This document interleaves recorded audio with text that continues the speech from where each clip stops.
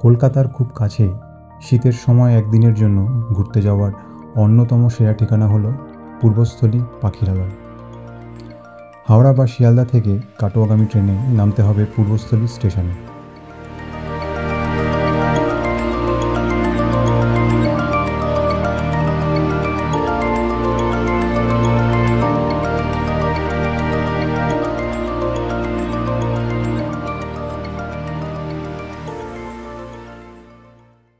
Howrah mail line থেকে direct Purbasthali যাওয়ার train খুব ভোরে না থাকায় আমাদের ব্রেক জার্নি করে যেতে হবে। তাই উঠলাম 4:15-এ বর্ধমান লোকালে। আমাদের টার্গেট সকাল 8টার মধ্যে পূর্বস্থলী পৌঁছানো। 5:10 নাগাদ নামলাম ব্যান্ডেলে। 5:40-এর ব্যান্ডেল কাটোয়া লোকালটা ধরব। হাতে এখনও 30 মিনিট আছে, তাই স্টেশনের বাইরে চা খেতে এলাম। ট্রেন ছাড়লো সময় মতো।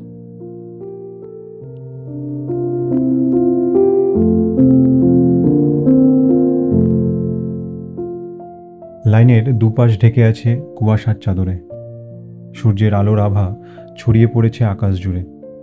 ট্রেন ছুটে চলেছে তার নিজস্ব তালে। ঠিক টাইম মতো চললে পূর্বস্থলী পৌঁছতে সময় লাগবে 1.5 ঘন্টা।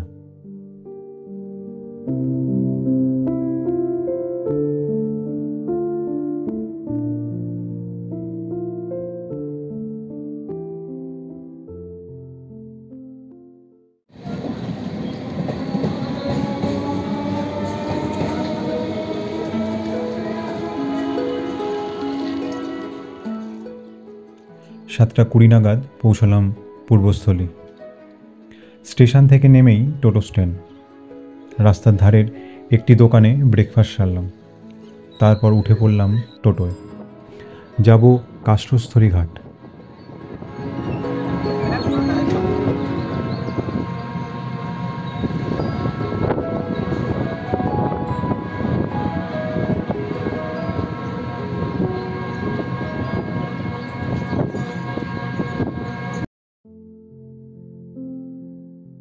পৌঁছতে সময় লাগলো প্রায় 15 মিনিট মতো। গঙ্গার জল থেকে সামনের এই লেকের মতো জলাশয়টি তৈরি হয়েছে এবং এই ঘাটটি চুপি কাষ্ঠস্থলী ঘাট নামে পরিচিত। আমাদের যিনি নৌকো করে ঘোরাবেন তিনি পরিচয় করিয়ে দেবেন সেই সমস্ত পাখিদের সাথে যারা শীতকালে বিভিন্ন জায়গা থেকে এই চরে আসে, আর কিছু পাখি যারা এখানেই সারা বছর থাকে। ওনার নাম জয়ন্ত প্রামাণিক। কাল রাতেই বলে রেখেছিলাম আমাদের যাওয়ার কথা। ওনার ফোন নাম্বার স্ক্রিনে এবং ডিসক্রিপশানে দেওয়া রইল। আপনারা যদি এখানে একদিন থাকতে চান বা দুপুরের খাওয়া দাওয়া করতে চান, তার সমস্ত ডিটেলস উনি দিয়ে দেবেন বা ব্যবস্থা করে দেবেন। ঘন্টায় ভাড়া 200 টাকা এবং একটি নৌকায় ম্যাক্সিমাম 4 জনই উঠতে পারবেন।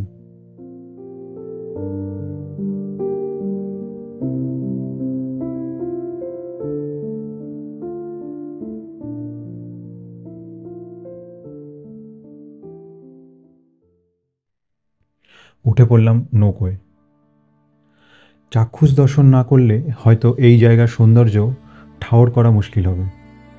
এত স্বচ্ছ জল হয়তো খুব কম জায়গাতেই দেখা মেলে।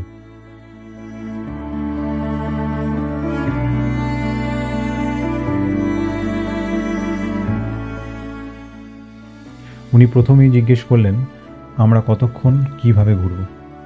আমরা বলে দিয়েছিলাম বিকেল অবধি যা যা দেখা যায় সবটুকুই দেখব।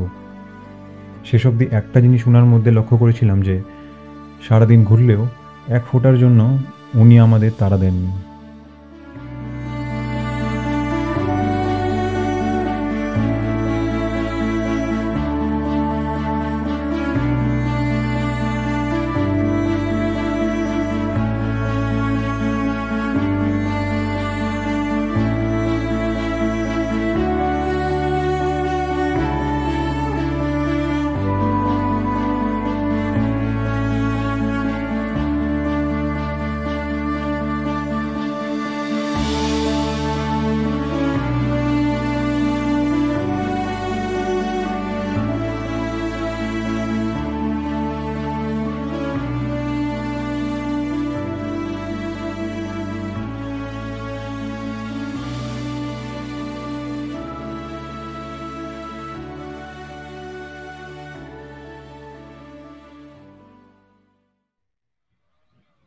এবার শুরু হলো আমাদের পাখি পরিচয়।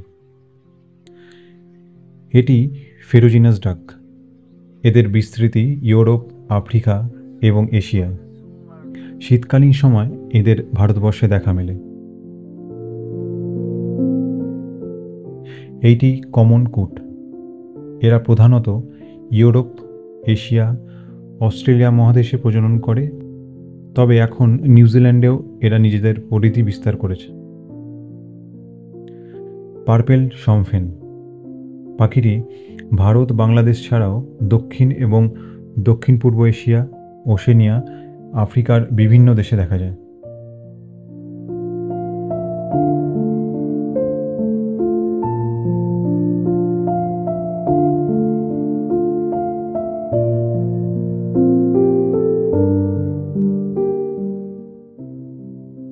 লিটল গ্রিব, এদের আকৃতি এরকম ছোটই হয়।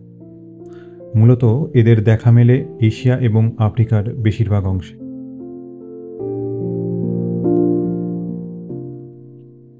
কটন পিগমি, ভারত এবং বাংলাদেশ ছাড়াও এদের দেখা মেলে চীন, মালয়েশিয়া, ভিয়েতনাম, অস্ট্রেলিয়া সহ এশিয়ার আরও কয়েকটি দেশে।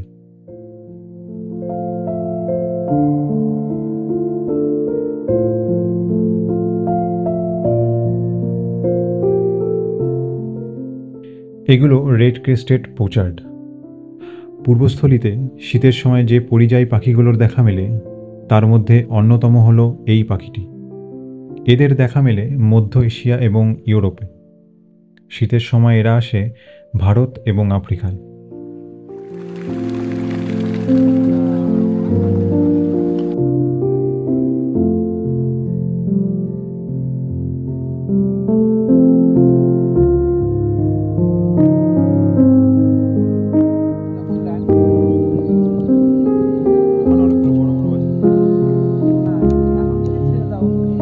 ওরা জানে আমরা দেখতে এসেছি।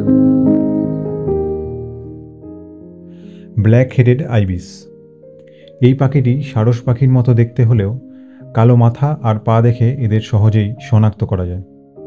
ভারতে এদের সচরাচর দেখা যায়। ফিলিপাইন, মায়ানমার, থাইল্যান্ড, জাপানে এই পাখিটি শীতকালীন পরিযায়ী হয়ে আসে।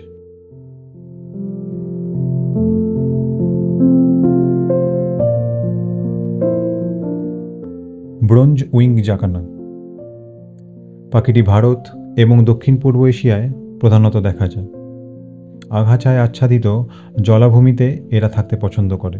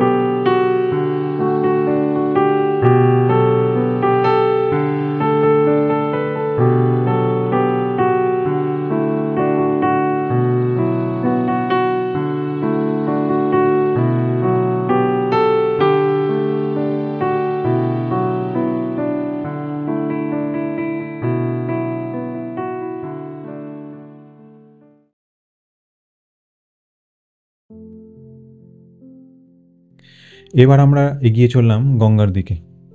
দুপাশে কচুরিপানা জমে একটা সরু জলপথ সৃষ্টি করেছে, আর এই পথ বেয়েই ধীরে ধীরে এগিয়ে চলেছি আমরা। সূর্যের তীব্রতা কিছুটা বেড়েছে, তবে যে মৃদুমন্দ বাতাস বইছে তার জন্য সেই তাপ তেমনভাবে অনুভব হচ্ছে না। দূরে আবছা দেখা যাচ্ছে মায়াপুরের ইস্কন মন্দির। আরও একটি পাখির দেখা মেলায় মাঝিভাই নৌকোটি দাঁড় করালো। এটি পার্পেল হেরন। এদের দেখা মেলে এশিয়া, ইউরোপ এবং আফ্রিকার গ্রীষ্মমণ্ডলীয় এবং নাতিশীতোষ্ণ অঞ্চলে।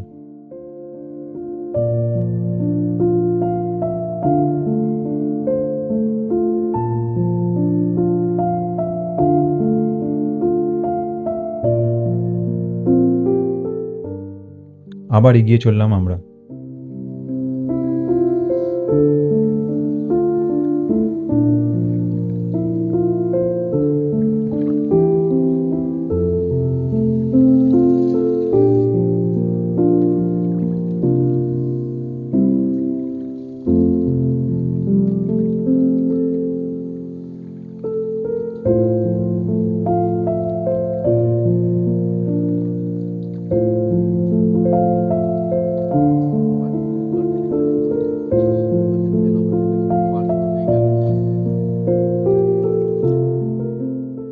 বাঁশের উপর যে পাখিগুলো লাইন দিয়ে বসে আছে ওগুলোর নাম বার্ন সোয়ালো। এই নীল রঙের ছোট্ট পাখিটি প্রায় বিশ্বব্যাপী দেখা যায়, তবে মূলত প্রজনন ঘটে উত্তরাংশের ঠান্ডা অঞ্চলে এবং পরিযায়ী হয়ে যায় দক্ষিণ গোলার্ধের বিভিন্ন দেশে।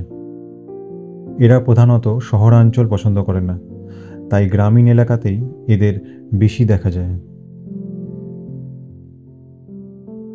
এটা হোয়াইট থ্রোটেড কিংফিশার।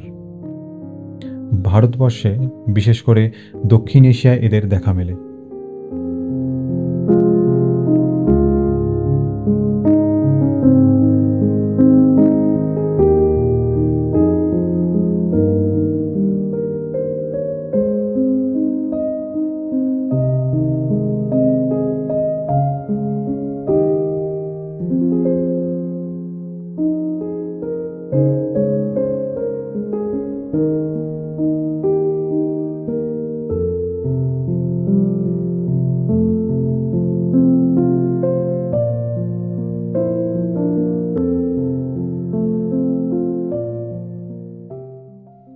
এবার আমরা যে জায়গা দিয়ে যাব সেটি এখানের একটি দর্শনীয় স্থান।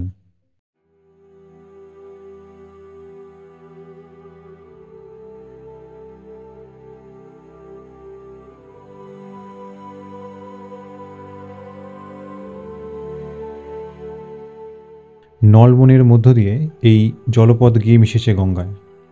আলো আঁধারির মধ্যে দিয়ে আমাদের নৌকো তার নিজস্ব ছন্দে এগিয়ে চলেছে।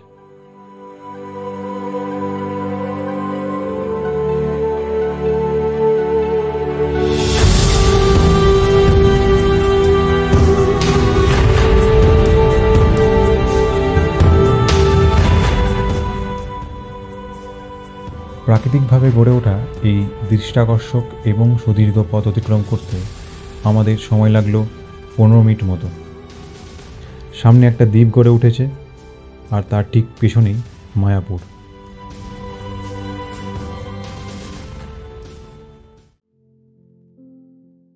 পূর্বস্থলীতে আসার আরও একটি যদি কারণ হয়ে থাকে, সেটা এখন আমরা যে পাখিটি দেখতে যাচ্ছি সেই পাখিটিকে দেখা। নাম অসপ্রে। পাখিটি আন্টার্কটিকা মহাদেশ, মরু ও মেরু অঞ্চল ছাড়া সমগ্র পৃথিবীতেই দেখা যায়। পাখিটি নভেম্বর থেকে মার্চ অবধি এখানে থাকে। ওই দূরে বাঁশের উপর বসে আছে, তবে আগের নৌকোটি সামনে যেতেই সেটি উড়ে গেল। এরপর মাঝি ভাই অনেক জায়গায় নিয়ে গিয়ে দেখানোর চেষ্টা করলেও পাখিটিকে বাগে পাওয়া গেল না। এর মাঝে যেসব অন্যান্য পাখি দেখলাম সেগুলোর ছবি দেওয়া রইল।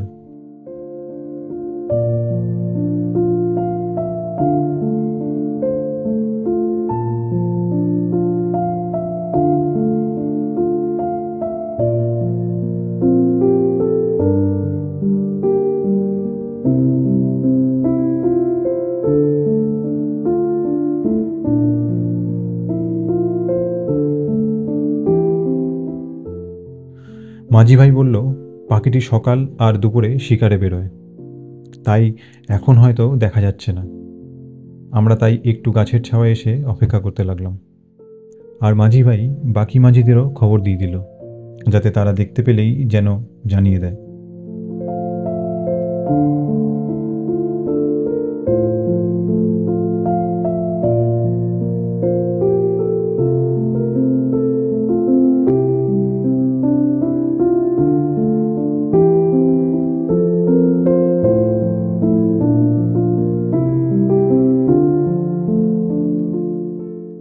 এক ঘন্টার উপর ধৈর্য হারিয়ে প্রায় ফিরে যাচ্ছি, তখন খবর এলো পাখিটির দেখা মিলেছে।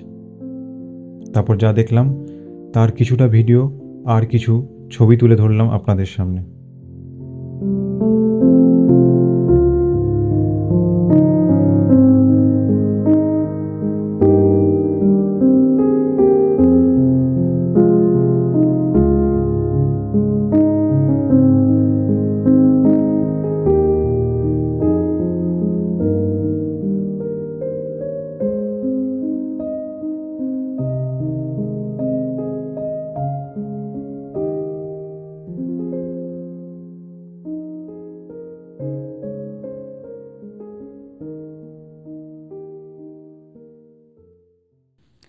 গঙ্গাকে বিদায় জানিয়ে ফিরে চললাম চেনা পথ বেয়ে। শীতের সময়, আর কিছুক্ষণেই সন্ধ্যা নেমে আসবে। পূর্বস্থলীর আকাশ তখন পাখিময়। নৌকার ধারে পা ঝুলিয়ে বসলাম। মাঝে মাঝে ঠান্ডা জল এসে পা ধুয়ে দিচ্ছে। গ্রামের লোকেরা হেঁটে যাচ্ছে বাড়ির পথে। ক্লান্ত সূর্য, তেজ কমে এসেছে। তবে এই গোধূলি বেলায় পাখির ডাকে যেন প্রকৃতি মেতে উঠেছে এক অজানা খেলায়, এবং আমরা নৌকায় বসে সেই খেলা উপভোগ করে চলেছি। পাখির প্রতি টান সেরকম কখনোই ছিল না, তবে সেই টানের সঞ্চালন ঘটালো শহর থেকে অনেক দূরে অবস্থিত এই পাখিদের দেশ চুপির চর।